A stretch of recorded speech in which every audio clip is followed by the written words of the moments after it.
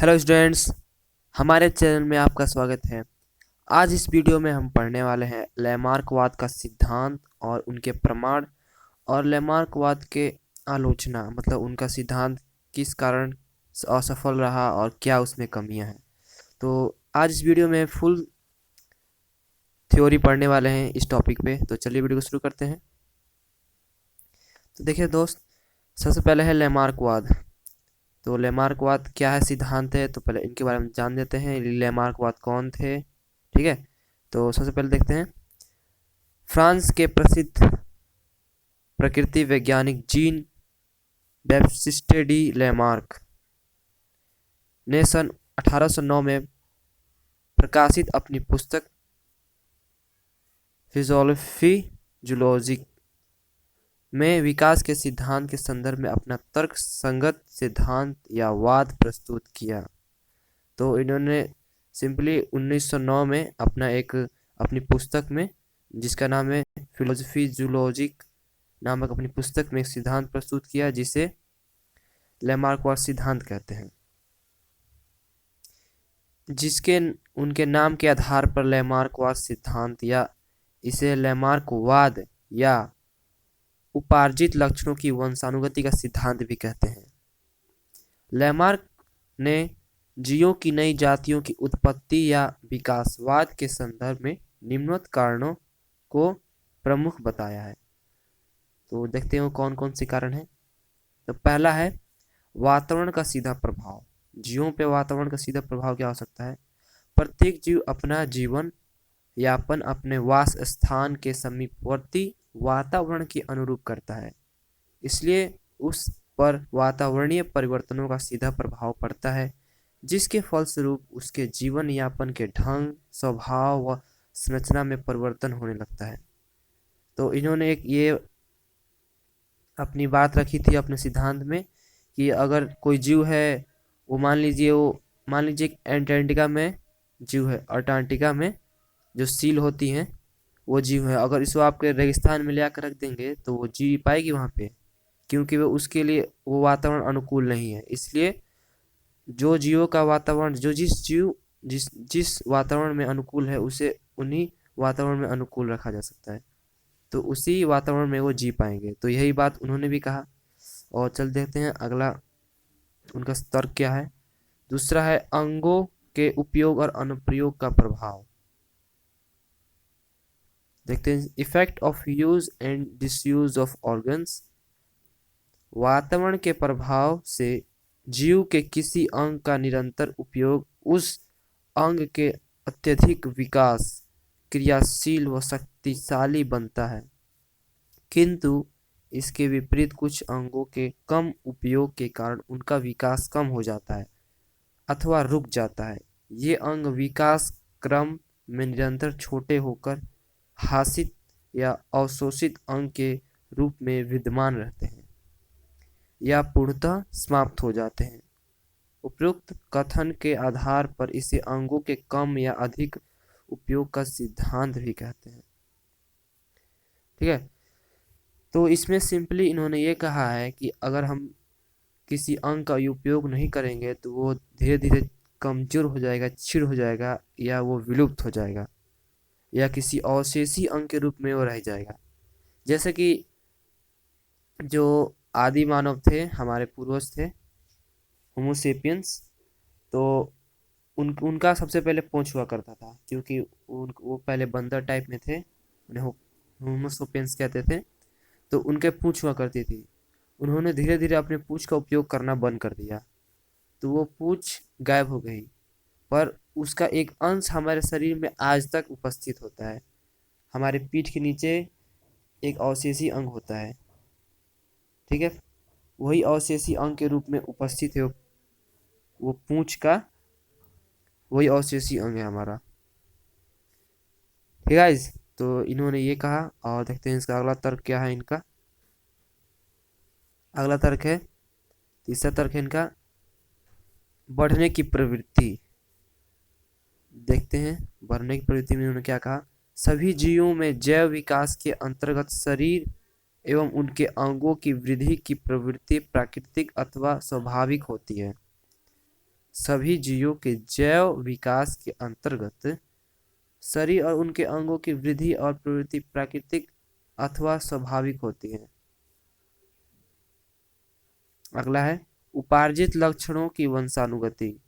किसी भी जीव के जीवन काल में वातावरण से सीधे प्रभाव से भिन्न अंगों के उपयोग अथवा अनुप्रयोग से तथा बढ़ने की प्रवृत्ति से जीव के शरीर में उनके नए गुण या लक्षण उत्पन्न हो जाते हैं। ऐसे लक्षणों को उपार्जित लक्षण कहते हैं। इसमें इन्होंने सिंपली ये कहा है कि किसी भी जीव के जीवन काल में वातावरण से सीधे प्रभाव से विभिन्न अंगों के उपयोग अथवा अनुप्रयोग से तथा बढ़ने की प्रवृत्ति से जीव के शरीर में उनके नए गुण या लक्षण उत्पन्न हो जाते हैं और इन्हें लक्षणों को उपार्जित लक्षण कहते हैं। जैसे कि हम जानते हैं जो हमारे हिस्ट्री में जो भी जिराफ वगैरह थे, उनकी जो गर्दनें हुआ करती थी वो बहुत छोटी हुआ करती थी, पर वहाँ पे पानी की कमी होने के कारण, वहाँ पे वातावरण परिवर्तन होने के कारण वहाँ पे पेड़ पौधे नष्ट हो रहे थे और फिर उनके जीवन यापन करने के लिए उन्हें भोजन की कमी हो रही थी। तो उन्होंने अपने पेड़ पौधों के पत्तों को खाने के लिए, जो भी वहाँ बचे थे उस समय, उनको खाने के लिए उन्होंने अपने गर्दन को ऊपर किया। उन्होंने गर्दन को ऊपर किया और उनके निरंतर उपयोग करने से उनका निरंतर उपयोग करने लगे अपने गर्दनों का, इसलिए उनका गर्दन इतना लंबा हो गया। और फिर उन्होंने पत्ते को खाया और जिया जब तक वातावरण अनुकूल उनके जीवन के अनुकूल नहीं रहा, तब तक वो खाए जिए। और आज जो हमारे जिराफ होते हैं उन सभी की गर्दनें लंबी लंबी होती हैं, क्योंकि वो उनके पूर्वजों में ये परिवर्तन हुआ तो फिर इनमें भी ये परिवर्तन हो गया। तो यही सिंपली कहना चाहते हैं अपने इस तर्क में। तो आगे देखते हैं। ये सभी लक्षण संतति में पीढ़ी दर पीढ़ी वंशानुगतित होते रहते हैं। तो ये जो लक्षण होते हैं एक पीढ़ी से दूसरी पीढ़ी में स्थानांतरित होते रहते हैं, ये जो भी लक्षण होते हैं। अतः उपार्जित लक्षणों की संतान में पहुंचने की क्रिया उपार्जित लक्षणों की वंशानुगति कहलाती है। मतलब एक लक्षण एक संतति से दूसरे संतति या वंशानुगत में पहुंचने की क्रिया को ही उपार्जित लक्षणों की वंशानुगति कहते हैं। यदि यह क्रम अधिक समय तक अर्थात कई पीढ़ियों तक चलता रहे तब तथा संतानों में भी तदनुरूप परिवर्तन होते रहें तो अंतः में जीव में कुछ ऐसे लक्षण विकसित हो जाते हैं जिससे जीव अपने पूर्वजों से पूरी तरह भिन्न हो जाता है। इससे नई जाति की उत्पत्ति होती है। तो इन्होंने यहाँ ये कहा है कि जैसे जिराफ होते हैं तो उनकी गर्दन पहले छोटी हुआ करती थी, तो अपने जीवन यापन करने के लिए वहाँ पे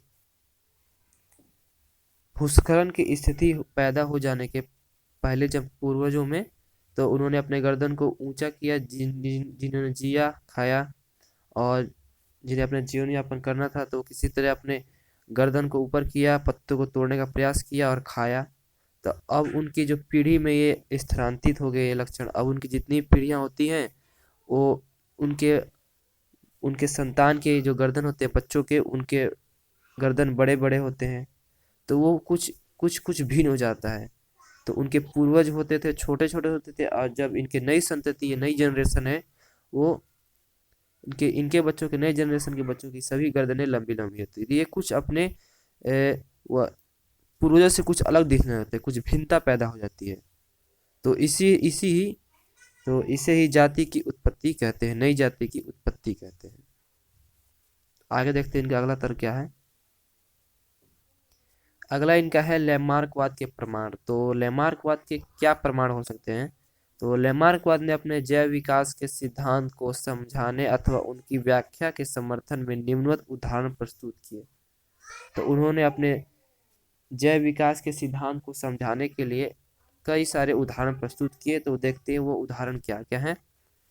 तो ये देख सकते हैं आप, सबसे पहले ये जिराफ वाला देख सकते हैं, जैसे मैंने पिछले भी बताया अभी पीछे कि जो उनकी संतति जो पूर्वज थे वो बहुत छोटे कद के हुआ करते थे, और वहाँ पे भूचाल वगैरह और वहाँ पे वातावरण अनुकूल ना होने के कारण उनसे उन्हें अपने गर्दनें ऊपर करनी पड़ी, और जीवन जीने के लिए खाना पड़ा पौधों को। तो वो इनकी गर्दनें ऊपर हो गई, लंबी हो गई। तो यही है। तो आगे देखते हैं इन्होंने कौन से तर्क दिए। जिराफ की लंबी गर्दन, long neck of giraffe. Giraffe के पूर्वज प्रारंभिक काल में छोटे कद व छोटी गर्दन वाले होते थे। इनकी अगली टांगे व गर्दन सामान्य प्रकार के होते थे। ये हरे भरे घास के मैदानों में वास करते थे, अतः उन्हें पर्याप्त मात्रा में हरी पत्तियां, हरी घास आदि खाद्य पदार्थ सरलता से उपलब्ध थे। कालांतर में इन प्रदेशों की जलवायु में व्यापक परिवर्तन हुए। शुष्कता क्रमशः बढ़ने लगी, मैदानों की घास व समीपवर्ती हरियाली सूखने लगी। धीरे धीरे रेगिस्तानों या मरुस्थलों का बनना प्रारंभ हुआ। परिणाम स्वरूप पेड़ पौधे ऊंचे ऊंचे होने लगे।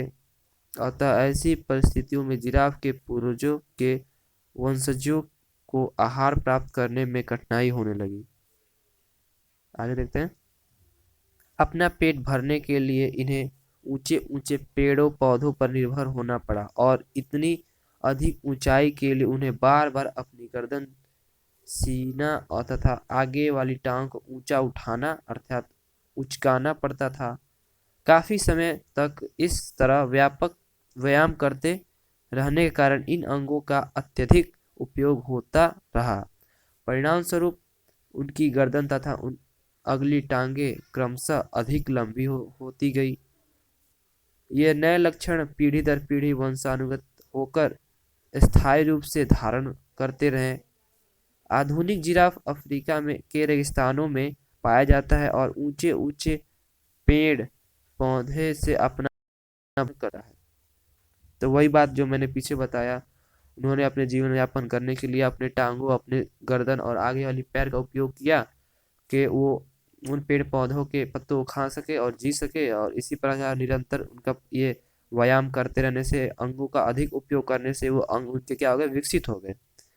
और ये जो लक्षण है उनके पीढ़ी दर पीढ़ी बढ़ने लगी, और आज जो वर्तमान में जो जिराफ है उनके सभी गर्दनें और पैर ऊंची ऊंची होती हैं। नहीं तो आप जू में जाके देख भी सकते हैं। चलिए आगे देखते हैं। उनका दूसरा एक प्रमाण है सर्प की टांगों का विलुप्त होना। तो ये भी एक प्रमाण है उनका, जो पहले जो सांप हुआ करते थे, इनके हिसाब से उनका पैर हुआ करते थे। तो वो पैर कैसे विलुप्त हुए, तो चलिए देखते हैं। लैमार्क ने अंगों के अनुप्रयोग के प्रभाव को सर्पों का उदाहरण देकर प्रस्तुत किया। सांपों का लंबा व पतला शरीर तथा पादों के अभाव का कारण वातावरण का प्रभाव ही है। लैमार्क का विश्वास था कि सांपों के पूर्वजों को घनी झाड़ियों तथा बिलों में घुसने व निकलने के लिए चौड़ा पाद युक्त शरीर असुविधाजनक होता था। उनके पूर्वजों ने पदों का उपयोग छोड़कर रेंगने की आदत डाली। ऐसे जीवन यापन के में पाद क्रमशः अनुपयोगी होते गए और वंशक होते होते पूर्णतः विलुप्त हो गए। कुछ जातियों में अवशेषी संरचनाओं के रूप में इनके अवशेष विद्यमान हैं। रेंगकर चलने में शरीर के निरंतर खिंचाव के कारण उनका शरीर क्रमशः लंबा व पतला होता गया। तो इनके हिसाब से, लैमार्क के हिसाब से, जो सांप हुआ करते थे उनको उनके पहले पैर हुआ करते थे और उन्हें झाड़ियों में चलने में, बिलों में आने जाने में उनको परेशानी होती थी। तो इसलिए उन्होंने अपने रेंगने की प्रवृत्ति अपनाई। जैसे कि आप जानते हैं आजकल जो भी सांप होते हैं सभी रेंगते हैं। तो पहले ज़माने में वो उनके पैर हुआ करते थे, तो वो रेंगने की प्रवृत्ति उपयोग करने लगे, निरंतर उपयोग करने लगे। और निरंतर उपयोग करते करते उनकी क्या हो गई, वो अपने पैरों का उपयोग करना बंद कर दिए, जिससे उनका पैर क्या हो गया, उनका पैर का विकास कम हुआ, छोटा हुआ। ऐसे करते करते उनका पैर विलुप्त हो गया। और जो आजकल सांप होते हैं उनका पैर नहीं होता है, वो लंबे होते हैं। तो वो इसी कारण वो अंगों का उपयोग ना करने के कारण हुआ। ये इसमें लैमार्कवाद बताना चाहते थे। तो आगे चलते हैं। जैसे कि आप देख सकते हैं इस पिक्चर में, ये जो सांप है इसके दो पैर हैं। अब इसे झाड़ियों में चलने में, बिल में घुसने में परेशानी होगी, इसलिए इन्होंने रेंगने की प्रवृत्ति बनाई होगी, इसलिए ये लंबे और पतले हो गए होंगे और इनकी जो पैर है ये विलुप्त हो गई होंगी। तो यही उनका सीधा सीधा यही कहना था। आगे चलते हैं। उसके बाद है, अब तो ये लैमार्कवाद ने अपने सिद्धांत को दे दिया। दो जिराफ वाला और सांप वाला एग्जाम्पल भी देकर उन्होंने समझा दिया कि ये जो अंगों का उपयोग और अनुपयोग से यही होता है कि उनके जो पैर होते हैं विलुप्त हो जाते हैं और जो अंग का अधिक उपयोग करते हैं वो विकसित हो जाते हैं। तो इस ये बहुत लोगों ने माना, बहुत लोगों ने माना, फिर कई लोगों ने इसमें आलोचना भी किया। तो देखते हैं उन्होंने आलोचना क्या किया, तो इनमें देखते हैं आलोचना क्या है। तो सन 1809 में लैमार्क द्वारा लिखित फिलॉसफी जूलॉजिक नामक पुस्तक के प्रकाशित होते ही लैमार्कवाद विवादास्पद व कड़ी आलोचना का विषय बना। अनेक वैज्ञानिकों ने ऐसे उदाहरण प्रस्तुत किए जिसमें लैमार्कवाद के प्रमुख कथन उपार्जित लक्षणों के वंशानुगत सिद्धांत को आघात लगा। इनके विरोध में कुछ लोग निम्नवत हैं, उदाहरण देते हुए कह रहे हैं। तो वो कौन कौन से उदाहरण जैसे दे सकते हैं आप। पहला ये है, हिंदू परिवार की लड़कियों के नाक व कर्ण छेदन की परंपरा सदियों में बरा बरकरार है, सदियों से बरकरार है, किंतु नवजात कन्या में इनका कोई संकेत नहीं मिलता। तो ये भी लोगों ने सही कहा। जो आजकल के जो जो फैशन है, जमाना है, वो सभी लड़कियां अपने कान को छिदवाती हैं और फिर उनका शादी ब्याह हो जाता है तो उनके जो संतान उत्पन्न होते हैं उनमें ऐसा कुछ देखने को नहीं मिलता। उनके संतानों के कानों में छिद्र नहीं होता है। तो ये एक विशेष बात है जो लोगों द्वारा कही गई थी। तो ये उनका आलोचना है। और अगला आलोचना ये है, गायक या संगीतकारों के बेमिसाल निपुणता के बाद भी यह अर्जित गुण वंशानुगति द्वारा बच्चों में नहीं पहुंचे, अर्थात उनके बच्चे इन गुणों के लाभान्वित ना होकर स्वतः कलाकार नहीं बन पाते। तो जो पहले जमाने के जो गायक गायिका थी, उनको गाने में, उनको गाने की कला उनको अच्छी लगती थी, तो उनमें गाने की कला थी। तो ऐसा उनके संतानों में होना चाहिए कि उनके संतानों में भी ये गाने की कला आनी चाहिए, पर ये भी नहीं हो सका। तो उनके संतान कुछ भिन्न होते थे, उनको फिर से सीखना पड़ता था। ठीक है, तो ये उनका दूसरा है। और तीसरा क्या है, अंधे माता पिता के संतान अंधी नहीं होती, ये भी बात सही है। कोई मान लीजिए कोई कोई बच्चा या कोई आदमी अंधा है, लंगड़ा है, लूढ़ा है, तो उनके बच्चे ऐसा पैदा नहीं होते, वो नॉर्मल पैदा होते हैं। तो ये भी एक बात सही है कि उनमें भी संतानों की एक पीढ़ियां दर पीढ़ियां उनमें परिवर्तन होना चाहिए। तो पर ऐसा नहीं हुआ, उनके संतान जो होते हैं वो नॉर्मल पैदा होते हैं। अगला देते हैं, पहलवान के बच्चे में जन्मजात पहलवानी गुणों का अभाव होना। जो पहलवान होते हैं उनके संतान में भी पहलवान का जो गुण आना चाहिए, पर ये भी नहीं आ पाया। अगला है, पीढ़ी दर पीढ़ी किसी पूंछ वाले जंतु जैसे चूहा, कुत्ता, बिल्ली आदि की पूंछ काटते रहने पर भी पूंछ रहित संतान उत्पन्न नहीं होते हैं, बल्कि अंतिम पीढ़ी में पूंछ पूर्वज ही भांति रह जाती है।